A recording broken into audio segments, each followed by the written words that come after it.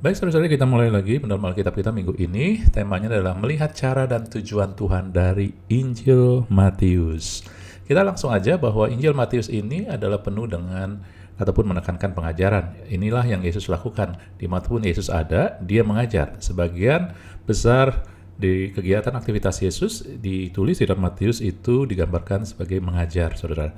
Ya, di rumah ibadat dia mengajar, bahkan ya di tempat mana-mana pun juga dia mengajar. Dan kita ingat ada 3 pengajaran besarnya, yaitu di Bukit Bahagia, di tepi danau, lalu kemudian di Bukit Zaitun, saudara. Tetapi nanti kita bahas yang lain.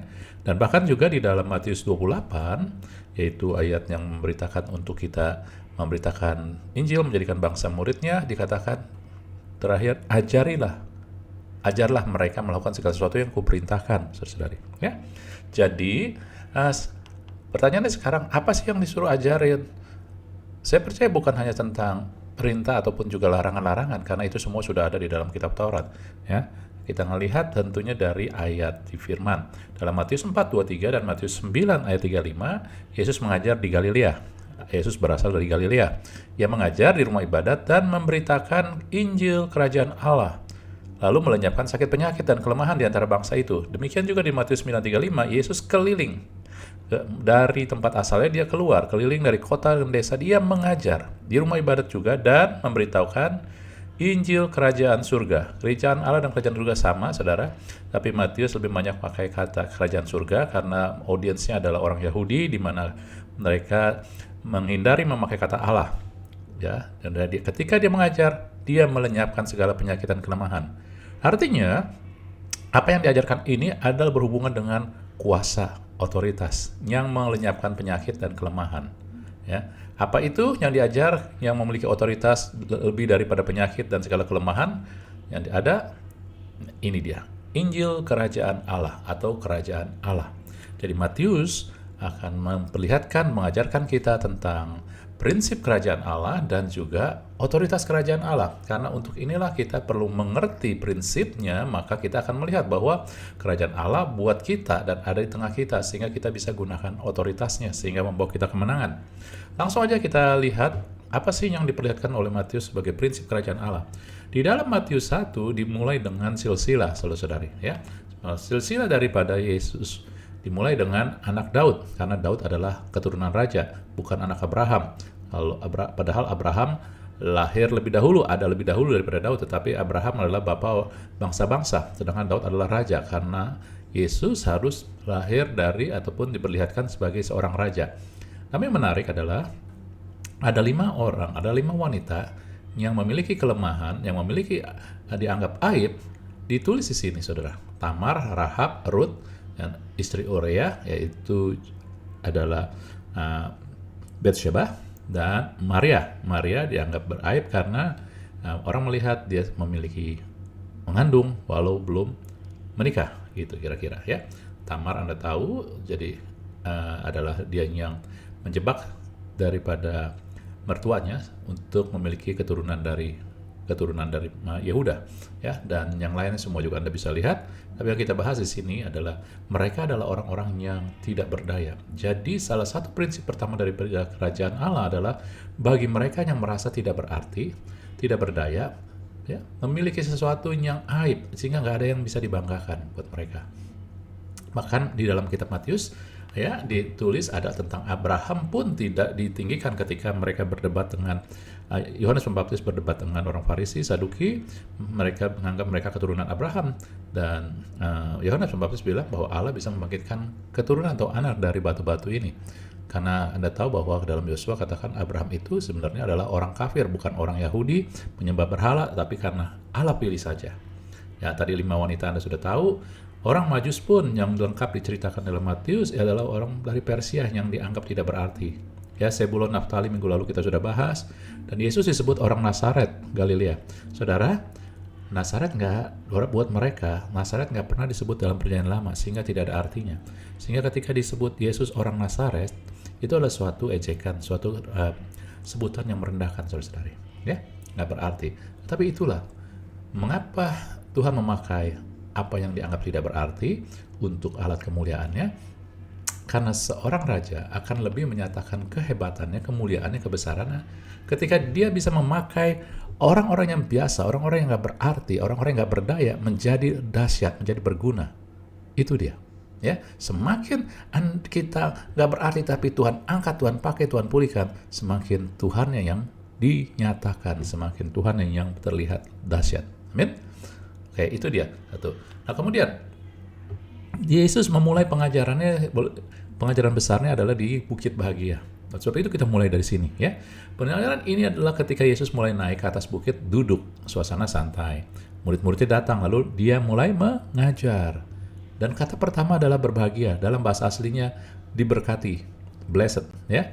Dan orang yang miskin, atau dalam bahasa aslinya miskin dalam roh, bukan miskin di dalam artinya keadaan di dunia, tetapi roh. Karena Yesus berbicara tentang kerajaan surga yang adalah roh. Berbahagialah mereka orang yang miskin di hadapan Allah, karena mereka lah yang mempunyai kerajaan surga. Saudara, coba Anda renungkan dulu. Ketika orang-orang mendengar hal ini, mereka yang merasa nggak berdaya, mereka yang merasa telah memiliki aib dalam hidupnya, mereka mendengar ini, wow, saya itu orang miskin, ya miskin dalam roh, artinya Anda memiliki sikap hati yang tidak meninggikan karena Anda tahu bahwa kita nggak ada apa-apanya. Bukankah kita begitu, saudara-saudari? Ya, tidak ada satupun dari kita yang bisa membanggakan bahwa kita itu layak ataupun kita itu hebat sehingga bisa dipakai Tuhan. Nah, inilah ketika audiensnya mendengar itu, mereka mulai, wow, jadi kerajaan surga adalah milik mereka, empunya mereka. Ini yang menarik dan inilah berita yang utama. Inilah berita yang pertama. Nah, saudara, kemudian ini yang disebut miskin, ini kan bukan, ini dia kan yang tadi kita singgung ya. Mereka yang nggak berdaya, merasa tidak berarti, tidak ada sesuatu yang bisa dibanggakan, mereka mempunyai aib, saudara. Ya. Kemudian Yesus lanjutkan khotbah bahagia ini. Saya nggak baca seluruhnya, tapi saya mengatakan karakteristik ataupun karakter-karakternya, lemah lembut, lapar dan haus, semua ya. Ini kelihatannya enak didengar, mereka tenang, oh iya, benar, itu semua orang ajarin.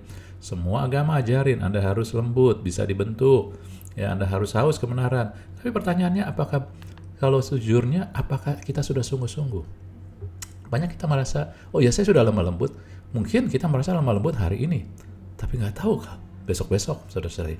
Mungkin kita lemah lembut karena kita ada di tengah orang percaya ataupun di gereja, maka kita lapar dan haus akan kebenaran. Tapi bagaimana ketika kita berhubungan dengan orang-orang di dunia bisnis ataupun juga sekuler? Apakah kita tetap haus lapar akan kebenaran? Apakah juga kita akan lemah lembut ketika kita di rumah? Ya, kita ditegur oleh anak ataupun juga istri atau suami. Apakah kita masih lemah lembut? Mungkin satu kali, tapi lain kali enggak. Nah, jadi kalau itu, apakah iya sejujurnya? Enggak, ya. Tapi mungkin ada orang, oh saya bisa, saya mau, gitu ya. Oke, Tuhan lanjutin lagi nih. Tadi ayat 5-9. Sekarang Tuhan lanjutin lagi. 21-2. Ya. Lah, bagaimana dengan ini? Kalau kamu bicara kasar, bicara yang nggak benar aja sama saudara kamu udah harus masuk ke neraka. Tapi kalau Anda baca lagi seterusnya tentang nafsu, ya, kalau kamu mandang aja sudah berdosa, terus tentang memberi semacam, sebenarnya Tuhan sedang menyingkapkan bahwa satu-satunya yang membuat kamu layak adalah kalau kamu ini miskin dalam roh, yang membuat kamu layak dalam kerajaan surga. Kalau yang lain enggak, ya kita mungkin ya lemah lembut beberapa kali, tapi pernah dan mungkin sering kali kita nggak lemah lembut. Tapi lihat, yang kita dapatkan hanya ini kok. Tetapi kerajaan surga yang paling penting sudah kita dapatkan ketika kita merasa saya nggak berdaya, saya miskin, saya butuh juru selamat, saya butuh penolong, saya butuh tuntunan. Ini dia. Yang lain enggak. Jadi berita kerajaan Allah adalah berita tentang kasih karunia, bukan kemampuan manusia, tetapi kasih karunia. Satu-satunya yang bisa kita miliki adalah roh miskin di hadapan Allah. Tuhan, saya nggak mampu. Tuhan, nggak ada yang bisa saya banggakan dalam diri saya. Oke? Kalaupun saya bisa, semua karena Tuhan. Tapi kalaupun juga saya ngadapin tantangan yang luar biasa, Tuhan, bukan kekuatan saya. Inilah. Jadi berita yang Tuhan sampaikan pada awalnya adalah sesungguhnya kalau kita mau menangkap dengan hati yang rendah hati, yaitu berita tentang kasih karunia. Berbahagialah mereka yang miskin di hadapan Allah. mereka mempunyalah kerajaan surga, saudari. Amin. Bahkan suasananya pun berbeda. Anda bandingkan, orang Israel saat itu meninggikan sekali Musa dengan hukum Taurat. Anda tahu hukum Taurat ketika diberikan kepada Musa, Musa juga naik gunung. Sama kayak Yesus naik ke bukit. Ketika dia menerima Taurat, suasana gunungnya itu adalah penuh dengan api, asap, kilat, dan guntur. Sehingga umat Tuhan takut. Mereka suruh Musa aja yang naik. Hanya Musa yang mendekat. Ya. Dan ketika mereka dengan api asap ini, mereka takut akan penghukuman. Untuk bahkan juga perintah yang pertama dalam Taurat 10 perintah Allah adalah larangan, perintah-perintah. Jangan lakukan ini, jangan lakukan itu. Tapi ketika Yesus naik ke bukit, saudara ngelihat, dia naik ke bukit, dia duduk, suasananya tenang. Murid-murid datang, lalu dia ngajarin kasih karunia. Dia ngajarkan intinya kasih dan pengampunan, bahwa Tuhan mengampuni, ya. Itu ampuni semua orang. Setiap orang boleh datang mendekat. Kalau tadi di Musa nggak bisanya Musa. Lalu perkataan pertama, diberkatilah atau berbahagialah mereka. Jadi Anda ngelihat sendiri Tuhan sedang mendeklarasikan di Bukit Bahagia. Dan kenapa dia harus mendeklarasikan di Bukit Bahagia? Karena dia mau sandingkan bahwa apa yang dulu kamu terima di Gunung Sinai lewat Musa, yaitu hukum Taurat, membuat kamu nggak bisa mampu apa. Tetapi sekarang aku mendeklarasikan kasih Tuhan telah tiba, kasih karunia Tuhan telah tiba. Sehingga yang penting kamu mengakui kamu butuh pertolongan, kamu miskin, itu kira-kira. Kamu mengakui bahwa kamu butuh tuntunan Tuhan, kamu butuh Tuhan. Itu aja, bukan dengan kekuatan, kemampuan kamu sendiri, saudara. Dan kedua, ketika bicara kerajaan Allah tadi adalah otoritas, saudara. Anda melihat bahwa di dalam firman Tuhan, Matius 7, ketika Yesus selesai ngajarin dari pasal 5, pasal 6, lalu selesai pasal 7 yang terakhir, Yesus mengakhiri orang takjub karena dia berkata-kata mengajari dengan berkuasa. Kemudian langsung di ayat 8 ya kelanjutannya dikatakan kemudian Yesus turun, orang-orang ikutin dia, ya. Dan ketika Yesus turun, datang orang kusta, saudara, menyembah dia, minta disembuhkan. Lalu Yesus mengulurkan tangan menjamah orang itu, berkata, aku mau. Lalu seketika itu orang tahir. Saudara, kusta ini adalah lambang dosa di dalam Alkitab.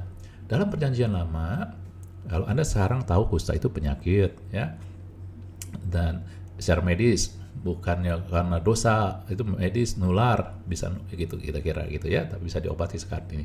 Tapi dulu Tuhan pakai dalam Alkitab, walaupun itu penyakit, adalah yang berhubungan dengan dosa. Ketika Miriam berontak terhadap Musa, maka Miriam jadi kena kusta. Ya, jadi kusta itu dilambangkan dengan dosa, saudara-saudari. Ya. Jadi Anda ngelihat di sini, ketika Yesus turun, ataupun kita ngelihat bandingkan dengan Musa, ketika Musa turun membawa 10 perintah Allah, dia menemukan orang Israel berbuat dosa, sedang menyembah berhala, lembu emas. Yang terjadi adalah mereka dihukum dan mati. Tapi ketika Yesus turun memberitakan tentang kasih karunia dari bukit, dia bertemu dengan orang berdosa juga, lalu orang berdosa itu dijamah dan dipulihkan, disembuhkan. Amin. Jadi Anda ngelihat bahwa pengajaran tentang kerajaan Allah ini akan mendatangkan kuasa pemulihan. Coba Anda bayangkan bahwa orang-orang yang selama ini merasa mereka harus layak, atau mereka merasa, aduh nggak bisa. Hukum Taurat dimulai dengan 10 perintah Allah, kemudian bertambah jadi 613. Begitu berat dan mereka merasa selama ini, aduh saya nggak layak. Bagaimana saya bisa diberkati, bagaimana saya bisa disembuhkan, saya nggak layak. Tiba-tiba datang pengajaran dengan otoritas.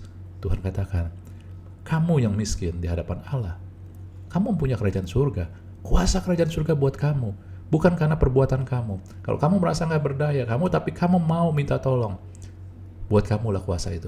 Mereka mulai berbondong-bondong, maka itulah orang kusta yang harusnya dikucilkan, dia ikut dengar berita itu, saudara-saudari. Lalu dia berani melangkah dan dia maju kepada Tuhan. Karena dia merasa dia nggak ada artinya, dia nggak berdaya sama sekali. Dan dia minta kuasa kerajaan Allah, dan Tuhan lakukan, saudara. Luar biasa.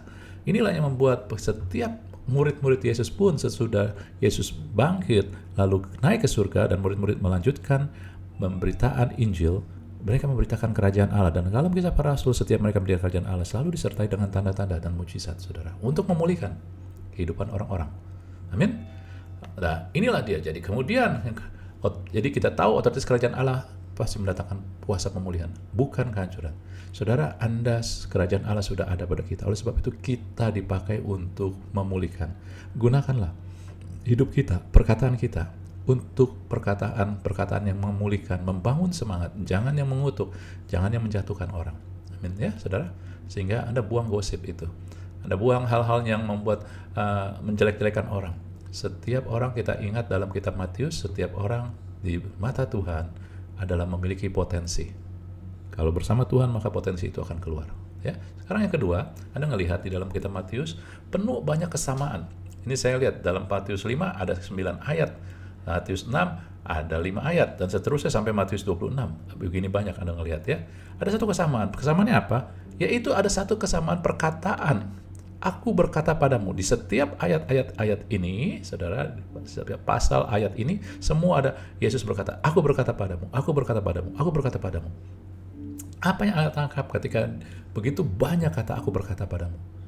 Kalau Anda mendengar aku berkata padamu, orangnya hadir nggak? Hadir kan? Kecuali kalau misalkan begini, ya, misalkan kita bilang, guru saya berkata kepada kamu, kepada kalian. Nah, gurunya nggak perlu hadir. Kita yang menyampaikannya. Tapi ketika Yesus, aku berkata padamu, artinya dia hadir, saudara-saudara. Jadi kerajaan Allah berbicara kehadiran Tuhan. Oleh sebab itulah Anda harus mengerti ketika Yesus mau naik ke surga, dia berkata, dia berjanji, aku menyertai kamu hingga akhir zaman. Dia berbicara tentang bukan hanya dia menyertai, dia hadir dengan kerajaannya. Saudara harus tahu, kehadiran Tuhan bukan hanya untuk kita bisa ngobrol-ngobrol, saudara, sama Tuhan. Roh Kudus ada sama kita bisa bicara senantiasa. Tetapi ketika dia menyatakan, aku menyertai kamu senantiasa, dia bicara tentang kehadirannya yang membawa kerajaan Allah, otoritas kerajaan Allah, saudara-saudari. Jadi ketika Anda menyadari kehadiran Tuhan, maka ada hal-hal yang luar biasa dalam kerajaan Allah, otoritas dan kuasa kerajaan Allah yang mengalir lewat kehidupan Anda dan saya. Amin. Dan ketika dia berkata, aku berkata padamu, saudara-saudari, dia sedang memberitakan atau mendeklarasikan bahwa yang paling diteguhkan, yang paling ditekankan, apa yang dia katakan. Ya, karena dia sering berkatakan, ya, kamu sudah mendengar, gitu, ya. Mata ganti mata, tetapi aku berkata padamu, kamu sudah mendengar, ya. Banyak sekali, tetapi Yesus katakan, aku berkata padamu. Jadi dengan kata lain, Yesus mengatakan bahwa ada perkataan dia lah, karena dia sebagai raja yang harus ditegakkan dan yang memiliki kuasa. Amin. Jadi Anda melihat bahwa otoritas kerajaan Allah datang dari kehadiran Tuhan yang meneguhkan firman-Nya. Oleh sebab itulah, saudara, kita perlu tahu firman Tuhan. Dan ketika Anda tahu firman Tuhan, jangan melihat firman sebagai mantra. Banyak orang melihat sebagai mantra. Misalkan kalau kita doa Bapa kami, kita doa seperti ketika mantra. Kalau ada doa Bapa kami, wah, ada kuasa Tuhan nih. Saudara, saudari, kuasa itu datang dari pribadinya. Oleh sebab itulah Anda harus melihat firman-Nya itu adalah kehadiran Tuhan. Maka itu baca firman ya adalah untuk melihat kehadiran Tuhan, melihat pribadi Tuhan, apa yang dia inginkan, apa yang dia tuntun buat kita. Bukankah Yesus adalah firman Allah yang hidup? Sehingga firman sama dengan pribadi Yesus, Anda mau mengetahui. Ya, sehingga ketika Anda baca firman, ketika Anda melihat dikatakan, ya Anda bisa berkata begini, ya Anda harus melihat Yesus yang berkata, bilur-bilurku telah menyembuhkan kamu. Anda percaya Yesus hadir dan Yesus yang berkatakan itu, dan dia yang mengatakan, maka firman-Nya katakan dalam Yesaya, ya, firman yang keluar dari mulut dia. Lihat, harus ada hadirat dia artinya. Harus Anda mengetahui bahwa Anda sadari, Anda melihat, Anda tidak lihat, Anda sadari, tidak sadari, Anda rasakan atau tidak rasakan. Tapi ketika Anda imani dia hadir, karena dia berkata, aku menyertai kita hingga akhir zaman, maka perkataan atau firman yang kita baca keluar dari mulut dia. Dan tidak akan kembali sia-sia, tapi akan mengerjakan apa yang Tuhan perintahkan, saudara-saudari. Dan akan berhasil kemana dia suruh. Ini dia. Kita harus mulai. Anda renungkan. Saudara, menarik bahwa Tuhan mau meneguhkan perkataannya. Ketika Yesus selesai mengajar, dan kebiasaan ini juga terjadi, ya, terulang juga, ya, di dalam Matius 5 dan 7. Lalu dia selesai mengajar, dia turun dari gunung. Ya, Anda baca seterusnya adalah mujizat, mujizat, mujizat. Itu biasanya tertulis di dalam Matius ketika dia mengajar mujizat. Yesus, murid-muridnya juga dalam Kisah Para Rasul, ketika murid-muridnya mengajar tentang Injil Kerajaan Allah, memberitakan Injil Kerajaan Allah, mujizat terjadi. Nah, ketika Yesus turun dari gunung, tadi kita ngelihat pertama kali dia ketemu orang kusta, lalu Yesus menjamah dan orang itu sembuh, saudara. Nah, kemudian ada satu kejadian lagi yang kita tidak lihat dulu, ya, ada 3 orang atau 3 kesembuhan ya, ketika dia turun gunung di dalam Matius 8 tulis berurutan. Ya, tapi yang tengah kita nggak usah turun, kita loncat yang ketiga. Itu Yesus sudah itu dalam Matius 8, 14, 17 datang ke rumah Petrus, tetapi mertua Petrus jadi sakit. Lalu Yesus mengulurkan tangannya jadi sembuh. Ada pengulangan dan kita telah belajar kiastik, ya, kiasmus, kiastik. Ya. Nah, tujuannya adalah untuk melihat apa yang sedang ditekankan yang paling penting. Yang paling penting ada di tengah ini. Apa yang terjadi di tengah ini adalah Yesus menyembuhkan hamba seorang perwira Romawi. Yang menariknya begini, saudara, orang Romawi ini, ingatnya ke Injil Kerajaan Allah, bahwa tidak apapun untuk orang-orang yang merasa kecil dan tidak ada artinya. Orang Romawi ini adalah Romawi menjajah orang Yahudi, orang Israel, sehingga mereka pasti nggak disukai. Dan bukan itu udah nggak disukai, mereka ini perwira nih orang, artinya tentara yang mengatur penyerangan-penyerangan. Pasti dia yang aktif. Kalau rakyat Romawi mungkin mereka nggak aktif ya, tetapi ini perwira artinya dia yang aktif untuk berperang, untuk menundukkan orang Israel. Lebih dibenci lagi. Dan yang sakit sekarang hambanya, saudara-saudari. Ini untuk menyatakan ini nggak berarti. Jadi sudah nggak dianggap kelas bawah ataupun dianggap juga ya orang bukan ya orang Gentile, terus gitu orang yang juga musuh mereka, lalu hamba yang nggak ada artinya, saudara. Tapi untuklah. Dan yang menariknya adalah begini, ketika Yesus mau datang, orang itu berkata, Tuhan nggak usah, berbicara sepatah kata aku, maka hambaku akan sembuh. Saudara di sini, yang lain ya dijamah, tetapi dia bersepatah kata. Kenapa? Maka Tuhan kagum. Tuhan katakan dalam Matius 8:10, iman sebesar ini tidak pernah aku jumpai seorang pun di antara orang Israel. Apakah berbicara orang ini imannya paling besar? Bukan, saudara-saudari. Karena selama ini ya sampai saat itu ya bukannya saat ini juga sampai saat itu orang Israel masih beriman kepada Taurat. Kalau mereka menjalankan Taurat dengan benar, maka segala sakit penyakit itu akan dijauhkan. Nah, sekarang orang ini, perwira ini, dia beriman pada perkataan Yesus. Bukankah Yesus barusan mengajarkan mereka tentang kerajaan Allah? Nah, ini dia. Orang ini menangkap bahwa perkataan Yesuslah yang membawa kuasa. Tapi Israel sampai saat itu, kalau sekarang enggak ya. Sekarang Anda dan saya yang percaya Yesus tahu bahwa bukan perbuatan tetapi pada kuasa perkataan Tuhan Yesus, firman Tuhan. Itu dia. Makanya disebut iman sebesar ini tidak pernah aku jumpai. Sebenarnya tidak pernah aku jumpai sampai sekarang. Sampai saat Yesus menjumpai saat itu, ya. Tapi sekarang kita yang sudah terima Yesus dan orang Israel yang sudah terima Yesus juga beriman pada perkataan Yesus. Ya, jadi tapi intinya adalah ini dia. Yesus meninggikan karena dia mengerti, orang itu membawa pengertian tentang iman daripada firman Tuhan. Amin. Jadi saudara-saudari, ini dia rangkumannya, bahwa prinsip kerajaan Allah adalah bagi mereka yang tidak merasa berarti, tidak berdaya, yang nggak ada sesuatu yang dibanggakan. Kalau kita mampu karena Tuhan. Kalau ada tantangan besar, Anda jangan mundur, jangan takut. Karena Anda kita merasa Tuhan, aku nggak mampu, nggak berdaya, aku nggak sanggup. Tapi kerajaan Allah, kuasa kerajaannya ada buat kita. Karena prinsip kerajaan Allah bukan pada kemampuan manusia, tapi kasih karunia Tuhan. Ya, bukan oleh kuat gagah kita, tapi oleh Roh Tuhan. Itu dia. Kemudian otoritas kerajaan Allah datang untuk memulihkan kita. Ya, makanya begitu banyak sesudah Yesus beritakan kerajaan Allah, mujizat terjadi, dipulihkan, dilepaskan dari ikatan si jahat segala, saudara. Amin. Kemudian otoritas itu datang dari firman yang berubah, yaitu kehadiran Tuhan. Firman yang keluar dari mulut Allah sendiri. Amin. Nah, sebab itu Tuhan sudah ngomong dalam Matius, dan sekarang pun kita sudah ngerti, kerajaan Allah sudah ada di tengah kita. Yesus hadir sebagai Raja, ada di tengah kita. Sebab itu kita harus hidup dengan pola pikir ini, saudara-saudari. Pola pikir ini. Dan gunakan otoritas ini. Itu tersedia bagi kita. Sebab kerajaan Allah adalah milik kita. Ketika kita ngerti, kita punya sikap hati seperti ini yang tadi kita telah jabarkan. Amin, saudara. Oke, kiranya Tuhan memberkati kita semua. kuasa dan mujizat Tuhan tersedia bagi Anda sekarang. Terima di dalam nama Yesus. Haleluya. Amin.